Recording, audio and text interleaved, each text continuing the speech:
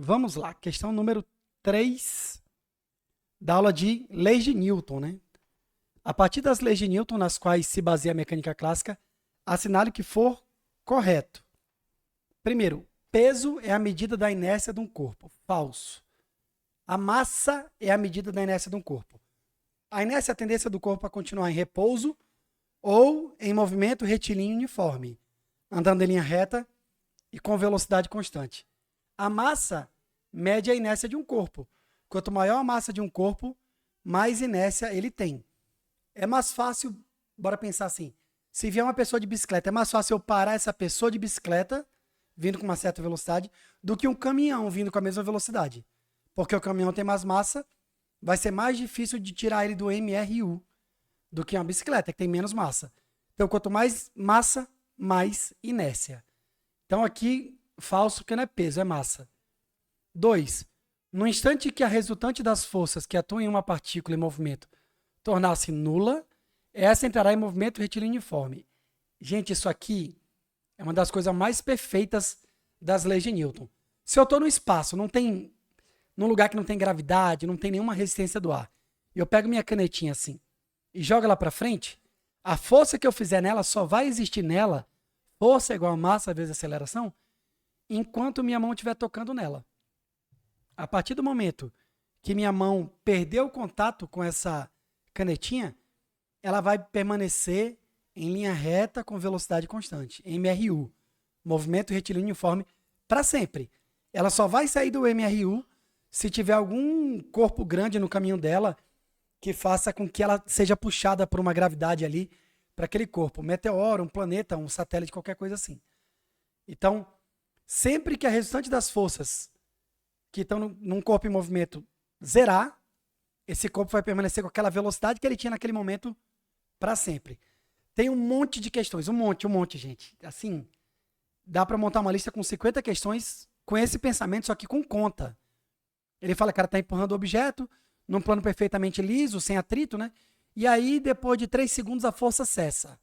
E aí ele pergunta qual a velocidade do corpo após 10 segundos. É a mesma que estava ali no final, quando ele parou de empurrar, é a mesma força. Já que o plano é liso, não tem atrito, ele vai permanecer em MRU. Então essa 2 é verdadeira. 4. O sistema de propulsão a jato funciona com base na lei da ação e reação. Verdadeiro.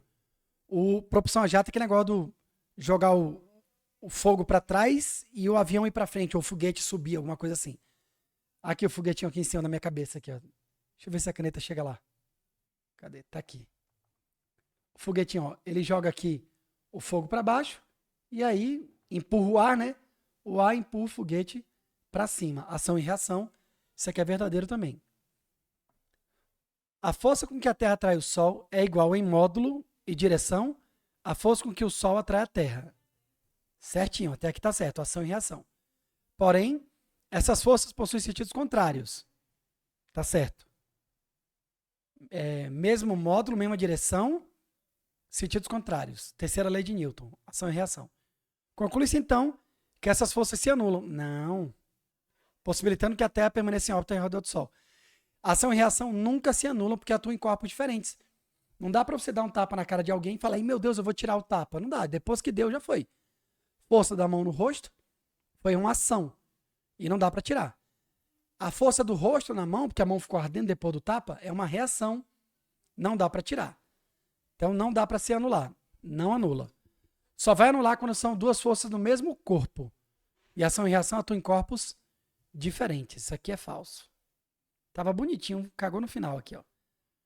Um corpo desliza com velocidade constante no vácuo, sob uma superfície horizontal com atrito, sob a ação de uma força externa de 10 newtons paralela a essa superfície.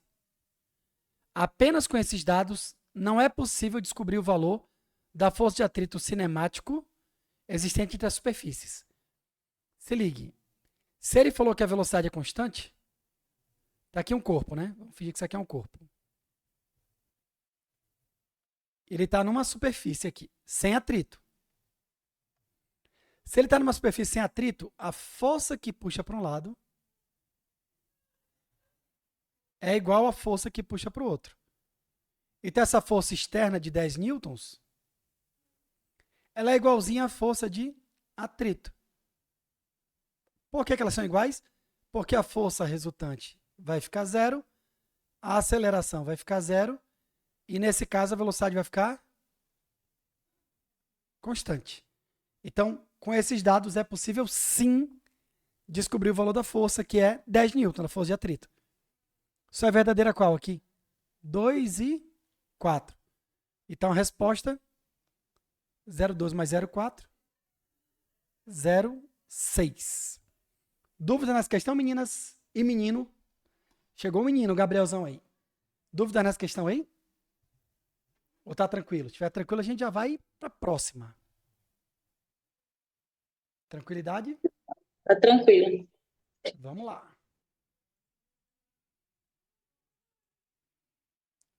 Questão número 7.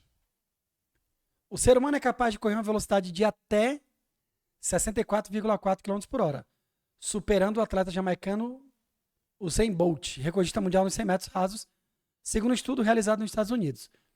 O número foi estabelecido depois que cientistas calcularam a mais alta velocidade pela qual os músculos do corpo humano podem se mover biologicamente.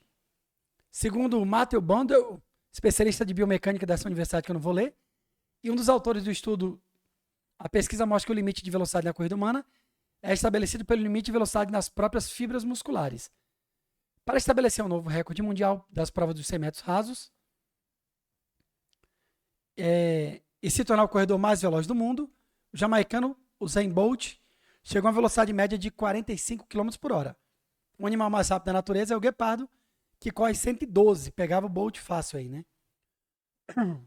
Suponha que na corrida de 100 metros rasos, esse texto gigante aí provavelmente não vai servir para nada, quer ver? O atleta Bolt, partindo do repouso... Cadê o vermelho? É melhor destacar que o vermelho fica mais bonito. Ó. Demorou 4 segundos para atingir a velocidade de 43,2 km por hora. 100 metros rasos, tá? Considerando que a massa do atleta seja 86, a intensidade média da componente horizontal da força resultante em newtons que atuou sobre o atleta, o texto realmente foi inútil, gente. Foi de quanto? Galera, seguinte, ele me deu a massa do Bolt e ele quer saber quanto vale a força resultante. Só que força resultante é massa vezes a aceleração. Então, antes de calcular a força resultante, eu preciso achar a aceleração. E como é que eu vou achar essa doidinha aqui? Ele disse que ele partiu do repouso e atingiu a velocidade de 43,2 km por hora. Isso aqui na hora da prova, esse quebrado é horrível. É depois de um tempo de 4 segundos. Vamos achar aqui a aceleração com a equaçãozinha vi vovó atrás do toco. Mas antes eu vou abrir minha calculadora, porque eu estou sem fazer nada, e pegar o 43,2 e dividir por 3,6. Olha que lindo, por isso que ele deu esse número. Dividindo por 3,6, deu exatamente 12 metros por segundo. Por que eu transformei para metro por segundo? Porque tudo que eu estiver trabalhando com leis de Newton, as grandezas têm que estar dentro do sistema internacional. Velocidade, metro por segundo. Tempo, em segundos. Aceleração, metro por segundo ao quadrado. Distância, metros. E aí vamos embora. Bora para isso aqui. V final, 12. V inicial, 0. Aceleração, não sei. Tempo, 4. O 4 passa dividindo. O 0 já vai embora, né? Vai ficar assim, ó. A igual a 12 dividido para 4. Então, A deu 3 metros por segundo ao quadrado. Vou voltar lá para cima. Ó. A pauta é muito grande. Agora que eu vi aqui, deixa eu me diminuir aqui. Deixa eu ficar pequenininho aqui no cantinho. Não atrapalhar nossas contas. Pronto, agora tá beleza. Vamos lá para cima. Força resultante de C. Massa do Bolt, 86, vezes a aceleração, que é 3. Então, a força resultante vai ser 3 vezes 6, 18, 8 e vai 1. 3 vezes 8, 24 e 1, 25. 258 newtons. Resposta certa, letra A, está de acordo com o gabarito. Olha aí, Valéria, isso é extremamente comum, tá? Esse erro aí.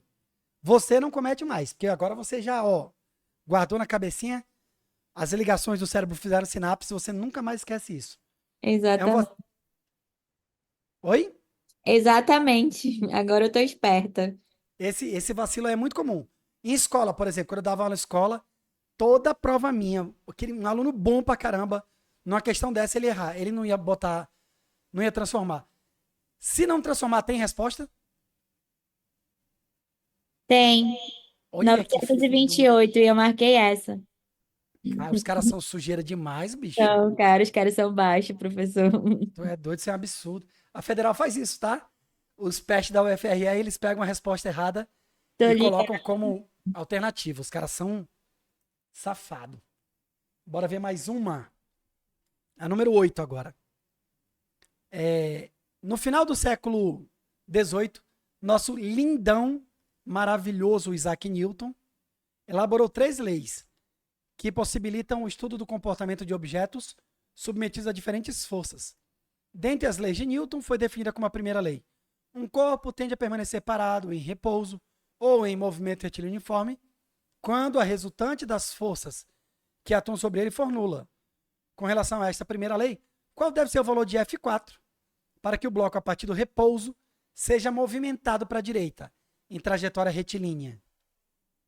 Vamos lá. O F1 vale 20 kilonewtons, tá vendo? A resposta é tudo em quilo, tá tranquilo então. O F1 vale 20. O F2 vale 10. O F3 vale 50. Cadê o F5, Peste? Ele não deu F5 não, né? Mas, para ele ser movimentado para a direita, o F5 tem que ser 10, que é para ser igual lá em cima, né? Para ele não levantar, para ele não subir. Mas ele quer saber o F4.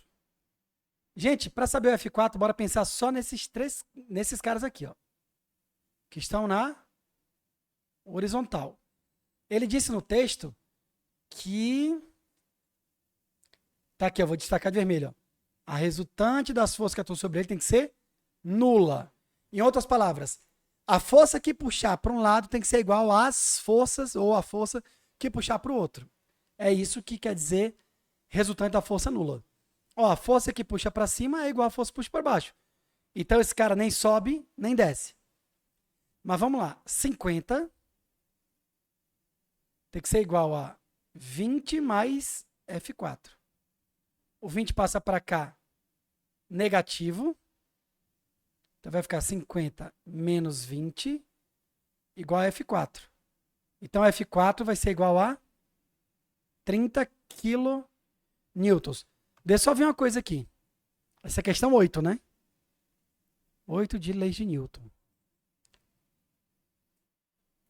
O F4 deu 30. Só que se ligue. Nessa questão ele diz que o cara está a partir do repouso. Se ele está em repouso, tem 50 para trás, 20 para frente e 30 para frente, ele vai continuar em repouso, vai continuar sendo 50 para um lado e 50 para o outro. Então, o gabarito lá está errado, tá, gente? Na apostila. Se isso aqui for 30, vai ficar igual. O cara estava em repouso, vai permanecer em repouso. A restante deu nula. Para ele movimentar para a direita, em trajetória retilínea, o F4 tem que ser maior do que 30, tá? Tá errado o gabarito lá da apostila, tá? É letra essa daqui. Corrige lá, tá errado. Vocês conseguiram entender esse pensamento aí? É tipo o cabo de guerra. Se tem uma pessoa puxando para um lado com 50, né? E um outro puxando com 20, outro com 30, empatou. A corda vai permanecer em repouso. O único jeito da corda andar é que ele ser um pouquinho maior que 30 ali. Podia ser assim, 30,1. Pronto, aí sim, o cara vai andar para a direita. Fechou? Bora mais outra. Se tiver alguma dúvida da questão, mesmo que seja anterior, pergunta depois aí no bate-papo ou no microfone que eu desenrolo, tá, gente? Vamos ver a 10. Isso aqui é lindo, ó. Em 1687, em sua famosa obra Princípios Matemáticos da Filosofia Natural, nosso Newton formulou 3 leis, beleza. Primeira é a lei da inércia, a segunda é a lei que relaciona a força resultante que age sobre o objeto com a aceleração que ele adquire, E a terceira lei da ação e reação. Um vaso em repouso sobre uma mesa é um exemplo de qual lei? Ou de quais? Um vaso em repouso em cima de uma mesa. Tá aqui a mesa, bonitinha. E eu tenho aqui um vaso. O meu vaso ele é triangular. Não, ele é um vaso bonito porque eu sou desenhista. Eu aprendi com o Ítalo a desenhar coisas bonitas. Um vaso sem flores. Gente, só a título de informação. Ele tá em repouso, né? O vaso tá lá, ó. Em repouso. Eu vou ter aqui a terra puxando esse cara para cá. Com a força peso. Se a terra puxa o vaso puxa a terra. Então eu já tenho ação e reação. Eu já tenho terceira lei aqui de canetinha vermelha. Tá bom?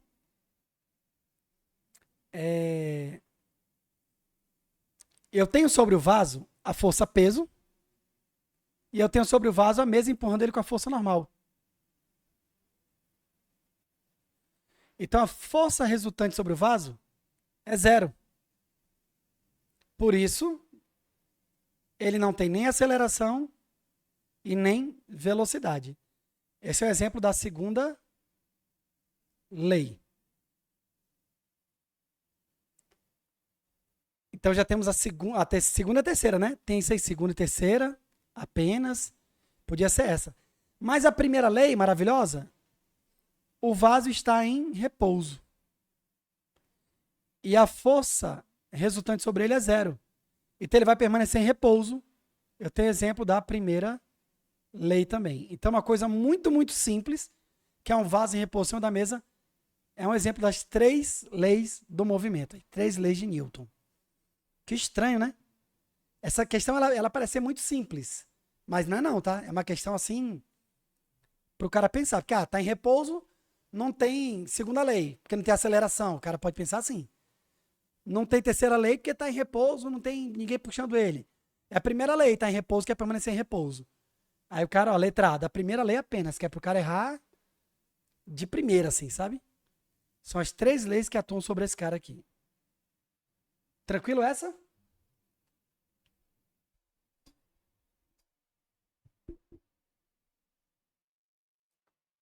Depois eu coloco lá no grupo a ideia de hoje aí, da gente na próxima terça ter aula normal. Apesar de que amanhã não tem aula, só que para tirar dúvida de toda a física até aqui, tá bom? Vamos fazer a questão 13 agora. Com a promessa de tornar economicamente mais viáveis os voos espaciais, uma empresa demonstrou ser capaz de fazer retornar os propulsores de seu foguete, né? A Tesla, né? Foi a Tesla? Foi a SpaceX, né? Do Elon Musk, amigo do Xandão. A recuperação desses propulsores possibilita que eles sejam reparados para serem reutilizados em novos lançamentos. Após terem cumprido a sua função, os propulsores do foguete se desprendem, caindo aceleradamente em direção ao planeta. Ao se aproximar da superfície, retropropulsores são acionados, imprimindo uma força vertical para cima de intensidade maior ou menor do que a do peso dos propulsores, diminuindo contínua e drasticamente a velocidade de queda até próximo ao toque no solo. Gente, se o foguetinho está aqui, ó,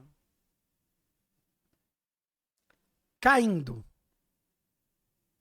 sob a ação exclusiva da força peso, né? Só tem a força peso aqui jogando ele para baixo, né? Por causa da gravidade. O propulsor vai ter que fazer uma força maior ou menor do que o peso para frear o cara. O propulsor vai ter que fazer uma força para cima, tá? Na verdade, ele faz uma força para baixo, mas para dar aquela ação e reação. Mas essa força tem que ser o quê? Maior ou menor do que a força peso? O que vocês acham? Escreve aí no bate-papo. Para frear o cara.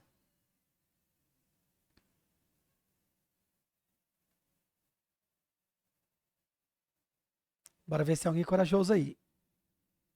Tem que ser maior. Porque se for menor, o peso continua ganhando, ele explode lá no chão. Então, ó, letra D e letra E já estão fora. Então, esse 1 é maior. Beleza. Nesse momento, os retropropulsores imprimem uma força vertical para cima de intensidade. O que a do peso dos propulsores? O que os mantém pairando sem velocidade? Aqui está o segredo, ó. Agora ele fez uma força e manteve o cara sem velocidade. Qual é o único jeito de ficar sem velocidade? Essa força tem que ser o quê agora? Pode falar no bate-papo. Para fazer o cara parar completamente.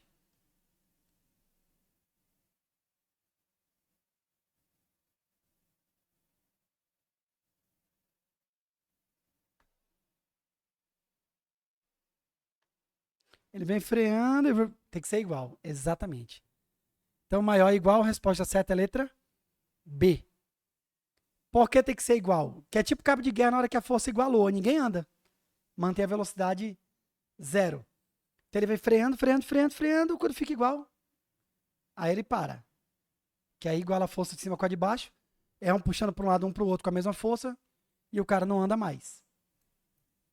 Top! Valeu por terem respondido, minhas maravilhosas.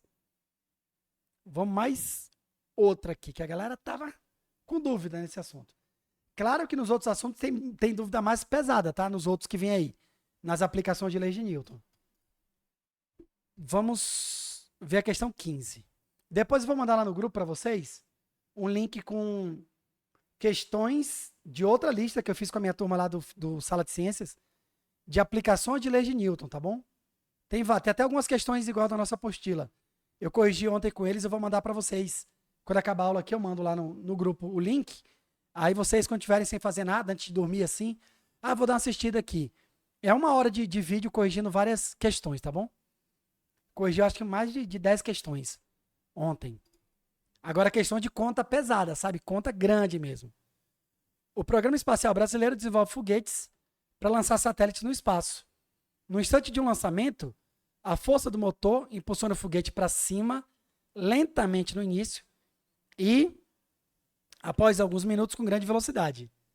Na situação descrita, a reação da força que impulsiona o foguete está aplicada aonde?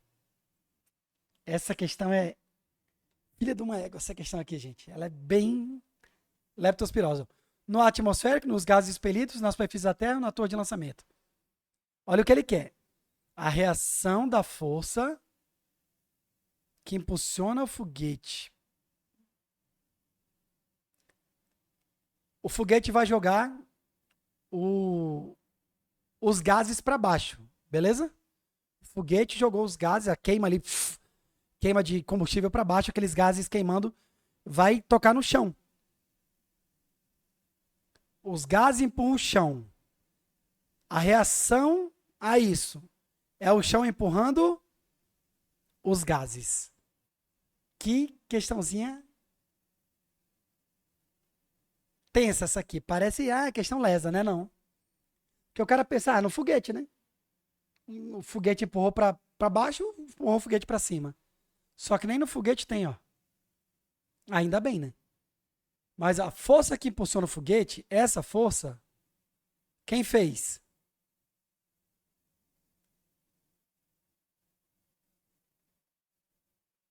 Quem fez essa força? Os gases. Então, os gases empurram o chão. Onde é que está a reação? O chão empurra os gases. Questãozinha. A pessoa que pediu essa aqui deve ter ficado assim, deixa eu ver. Deve ter ficado assim, meu Deus do céu, que diabo de questão é essa aqui? Tu é doido? Não estou entendendo esse gabarito. Eita, agora vamos entrar nas regionais aqui. Essa questão, quando apareceu ela lá na prova da Federal, eu fiquei fascinado. Eu falei, cara, a pessoa que fez essa questão é linda. Porque é uma questão relativamente fácil, se o cara prestou atenção na aula de vetores. Gente, lá na plataforma, vocês têm acesso à plataforma da gente, tá? Quem não sabe disso, depois manda mensagem pro Ítalo, pede para ele ensinar como é que cadastra lá. Na plataforma tem todos os vídeos de física, tudo. E assim, bem detalhado, com mais detalhes do que a gente vê na aula. Porque na aula não dá muito tempo, se a gente ficar detalhando muita coisa, acaba a aula, a gente não faz nenhum exercício. Lá a gente detalhou muito mesmo assim, os vídeos. E a aula de vetores é a maior de todas. É a maior aula de todas. Porque a gente resolve várias questões, explicando tudo muito detalhado. Agora, por que isso? Porque vetores é um dos assuntos que faz a gente aprender pelo menos 4 conteúdos que caem muito no vestibular da Federal em física. A aula de vetores me dá base para pelo menos 4 questões que aparecem muito, muito corriqueiramente na prova de vestibulares, tanto da Federal, quanto da Estadual, quanto do Enem, quanto de qualquer outro vestibular que você for fazer. Então assistam e reassistam a aula de vetores, tá bom? Eu gosto de perturbar com isso, que é para o cara entender que é sério isso. Por exemplo, vocês já viram o plano inclinado com Ítalo. Vai ter o plano inclinado com atrito. Se o cara não souber vetores, o plano inclinado fica uma coisa meio abstrata. Bicho, que diabo é isso? Por que aqui é seno, porque aqui é cosseno? Mas se você achar aula de vetores, aquilo ali para você é só uma aplicaçãozinha de vetores, que nem o que eu vou fazer aqui. Meus tops, antes de resolver, me diga uma coisa. Eu tenho uma força para cá. Só que eu tenho plano cartesiano.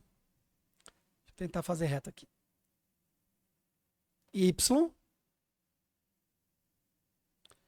e X. Eu vou engrossar um pouquinho minha caneta.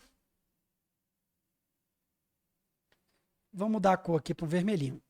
Eu quero fazer esse cara, esse F, ser decomposto aqui em X. Ave Maria.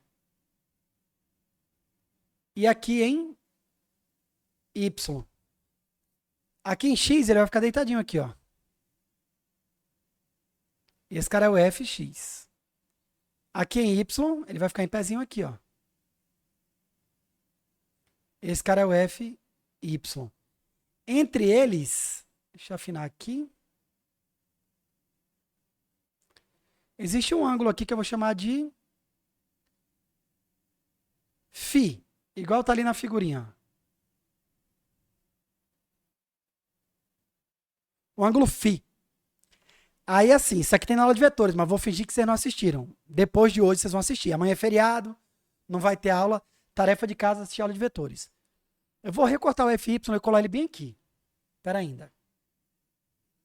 Para ele virar uma figurinha geométrica que eu amo, que eu sou apaixonado. Que eu aprendi, porque ela é fácil.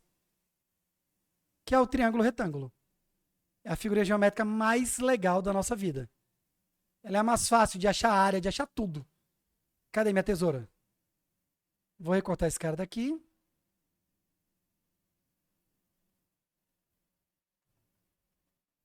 Oxe. Calma aí. E vou colar ele bem aqui. Só apagar o restinho dele que ficou. Deixa eu botar aqui um tracinho aqui que ele comeu um pedaço. E pronto, o meu Fy agora está aqui do outro lado. Gente, eu vou só recortar o F daqui, vou botar ele em cima do azulzinho mesmo.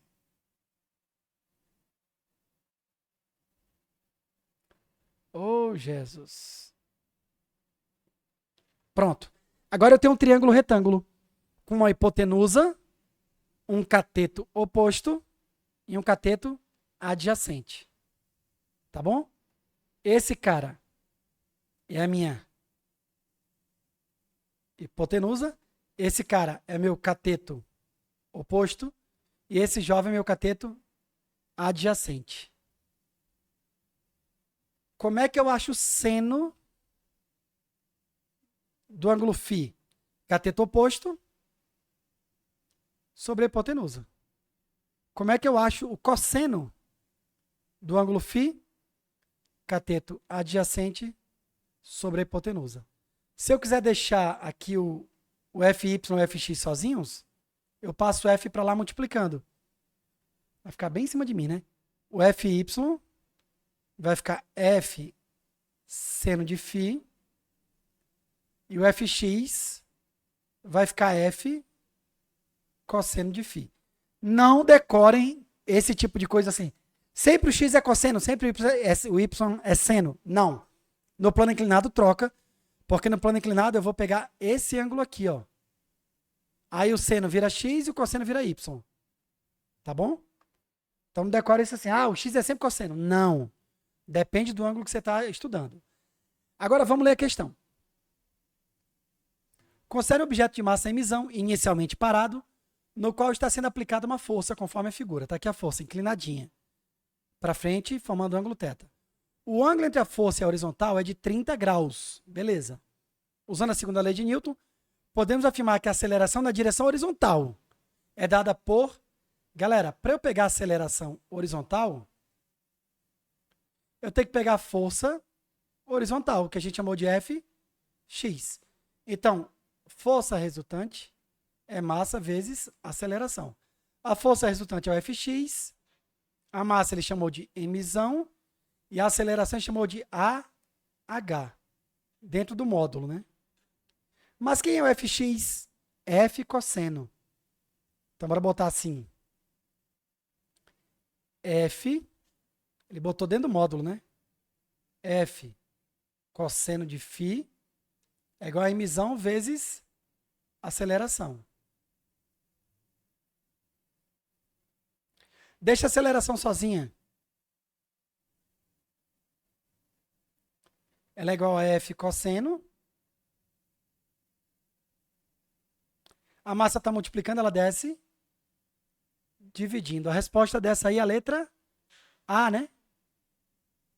É a questão 18. Olha que questão. Oi, minha top.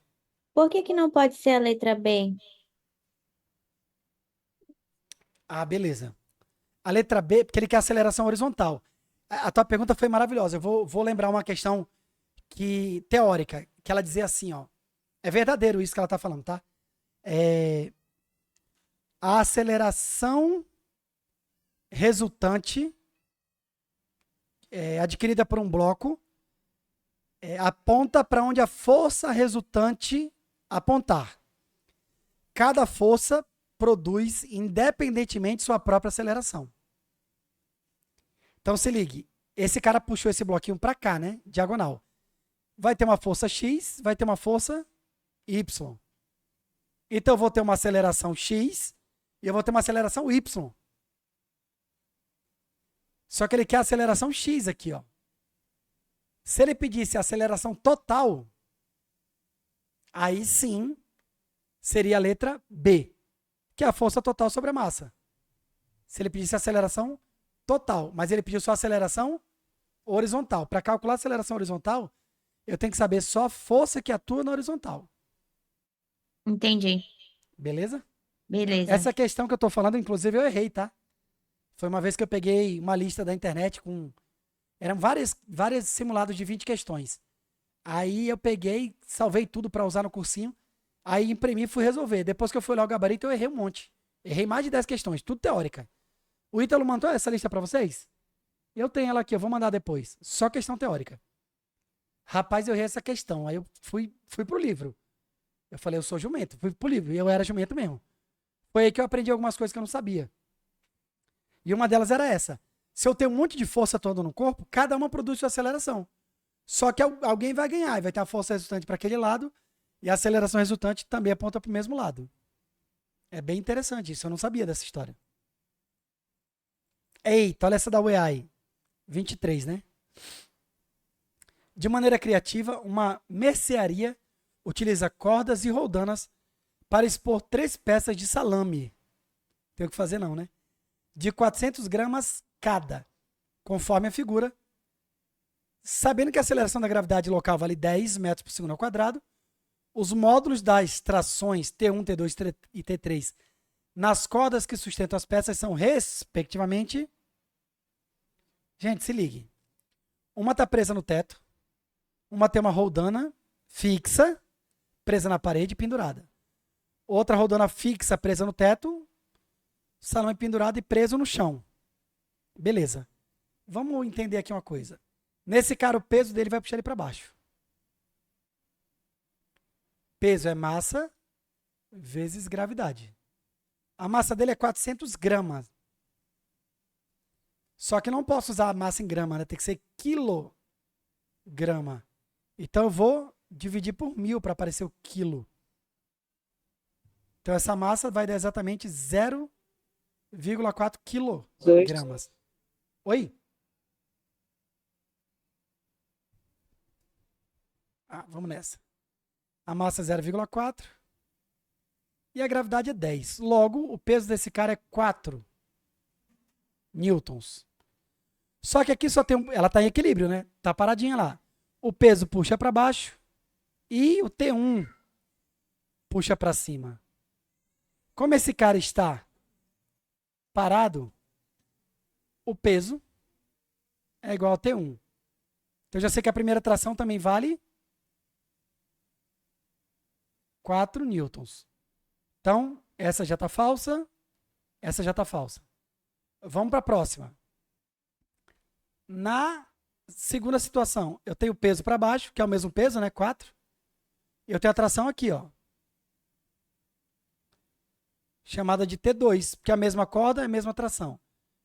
Meus tops, sempre que for a mesma corda, sobre ela vai existir a mesma tração, tá bom? Não importa se ela está dobradinha assim, 90 graus, não importa se ela está assim, uma para o lado, uma para o outro. Sempre que for a mesma corda, a tração de um lado é igual a tração do outro. Então, nesse caso também, o salame está parado. Então, o peso dele vai ser igual à tração 2. Então, a tração 2 também vale 4. Essa não pode ser. Essa pode, essa pode. Então, já cancelamos A, B e D, né? Na situação 3, o cara está pendurado, só que está preso no chão, ó. Eu vou ter o peso puxando para baixo, 4 newtons. E aqui para cima uma tração, que é a mesma dessa corda, T3. Que é a mesma que puxa o chão para cima aqui, ó. Outra coisa, gente, a tração sempre aponta para o centro da corda, tá bom? Aponta para o meião, tipo aqui. O meio dessa corda está mais ou menos aqui, ó. Então, essa tração está apontando para lá e essa para cá. O meio da corda está aqui, ó. T2 aponta para cá, T2 aqui aponta para lá. Aqui, ó. T1 aponta para cá e do teto aponta para baixo. Sempre para o meio da corda. Nesse caso também, a velocidade dela é 0. Então, o peso é igual a T3. Então, tudo 4 newtons. Resposta certa. Letra C. Questão novinha da UEA aqui do ano passado, né? Desse ano, no caso, né? Da última UEA. Bora mais uma. Deixa eu só olhar aqui. Essa é a última aqui que a galera mandou. Federal do ano passado. Eita! Questão linda. Foi a questãozinha do ano passado, né? Desse nosso último vestibular. Se uma partícula em equilíbrio em relação a certo referencial está sob ação de forças, é correto afirmar que definitivamente está em repouso e movimento? Não. Pode ser os dois. Tá bom? Ela pode estar em repouso ou em movimento. Por quê? Porque eu tenho dois tipos de equilíbrio. Se fosse estático, a velocidade é 0. Se não tem velocidade, não tem aceleração. Força resultante é massa vezes aceleração, 0 também. Ou o equilíbrio pode ser dinâmico.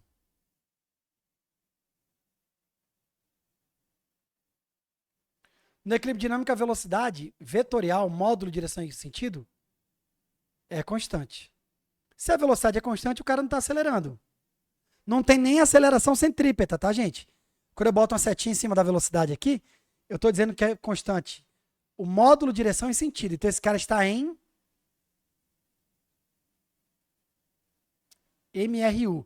Ele não pode estar em MCU, porque no movimento circular uniforme, vou botar aqui, ó, no movimento circular uniforme, o módulo da velocidade é constante, só o módulo. Direção e sentido muda.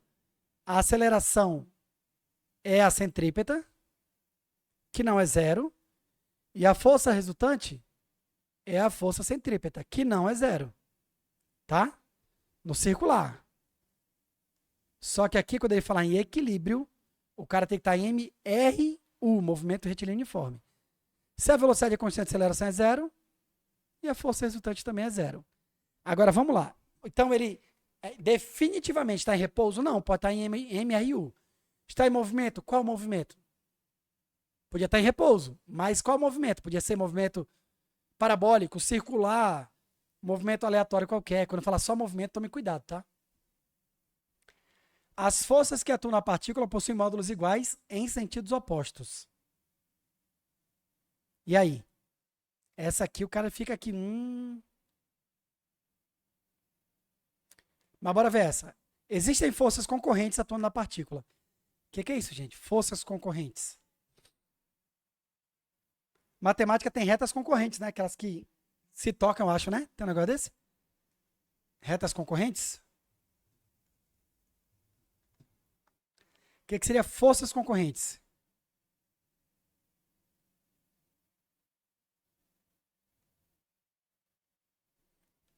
São forças que estão ali disputando, né? Estão brigando ali. São forças que vão passar num mesmo ponto. Então, essa aqui também pode ser. Vamos deixar essas duas. Existe um número par de forças? Não precisa ser par. Por qual motivo não precisa ser par? Essa letra E é a mais óbvia para a gente achar que é verdadeira. Mas está errada. Porque a gente pensa assim, um livro, um carro na horizontal. Eu tenho um peso e tenho um normal, né? Se o peso vale 10 de um objeto, né? A normal vale 10, ele não anda nem para cima nem para baixo. Então, se uma força para cá vale 5, a outra força para cá vale 5, e acabou, ele está em repouso. Beleza. Mas, definitivamente, só essa situação que pode ter, eu não poderia ter, por exemplo, 4 e 1, que nem na questão anterior, e ele continua lá em equilíbrio. Então, não precisa ser par. Tá bom? Não precisa ser par. Agora, vamos ver qual é. C ou D. As forças que atuam na partícula possuem módulos iguais em sentidos opostos? Olha esse exemplo aqui. Aqui está igual aos sentidos opostos, beleza. Mas aqui não. Não está em módulo igual. Essas duas são diferentes dessa aqui, ó. Então, essa aqui, por causa do definitivamente, ela também está falsa. Então, só sobrou a letra D.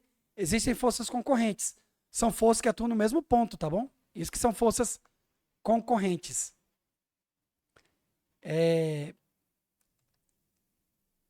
Força concorrente, estão concorrendo, estão disputando uma com a outra.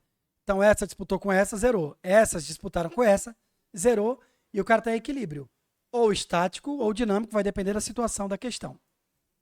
Não foi fácil essa questão, tá? Porque, assim, todas as alternativas parecem verdadeiras. Todas.